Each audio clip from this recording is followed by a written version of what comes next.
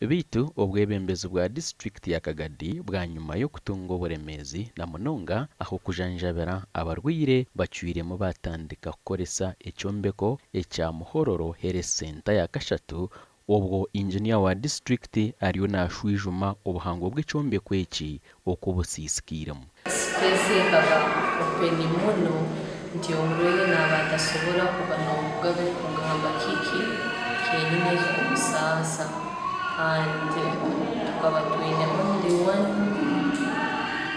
private room nambere tusobola kukolera our examinations on patients doing antenatal family planning so eginaye kaba challenge twakoraga mu iwaro liri nabwe kaberi main hall twakora muga hakaba hatali harungi kandi hakaba hali hafunda tukaba tutasemerirwe nk'abantu era tukakora ngo twine kurwana na amani kurora ngo abantu baitu bagendo mu iwaro erigazi nuko basobole kuba babe free bahure beyanjuruire kurungi. John Isingoma tawunikiraka wa Muhorro Town Council nagira ngo umurumo ogu gukaba guri gw'ekishobobo ngo bitobo nk'abebembezi ba district bakaguma barukushaba district ebikirize bakorese ekyombeko eki ninga babagambere ekiri kugenda misho okuhika obu district yacwiremu omurumo ogu.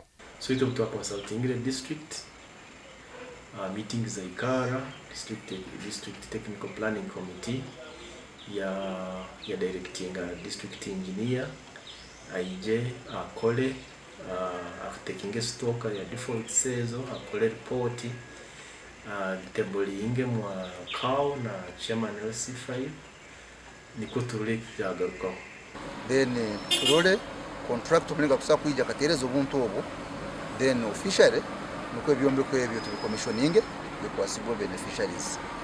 Abarwire nibagira ngo nubakuza omubyombeko ebisya ngo bitwembera na munongo buhereza bikirukubi. Haroho bwoija kusanga robo kebere mibazi etaro ni bakebera ni bagamba gena mafamaso gule mibazi. Hati haroho obusanga obo mibazi yona busawo na kamu na panado busai. Ni bagamba bugambo ananda tukebera gana gule mibazi je tukebera gendo jivu. Twine mibazi te bakatuleti. Obumu babyona biroho ni bekurugutura betu harampora mbere barakakolera ni hawo. Omu mwaka gw'ebyesente 2017 2018 government ya Uganda kurabira o ministry by'amagara ikahereza district ya KAGADI sente miliyoni 902 kombeka no kuhunduza amarwaro aga Muhorro na Kyabasara kongera obuhereza bw'amagara omu district. Amarwara aga gakahwa okumbeka omwaka gw'2020 bitu ahabwo kugira ngo gakombekwa kubi gaguma gatarukora okusyana hati obu district egumizemu ekagakoresa. Gashakwa Somas Tomwebaze.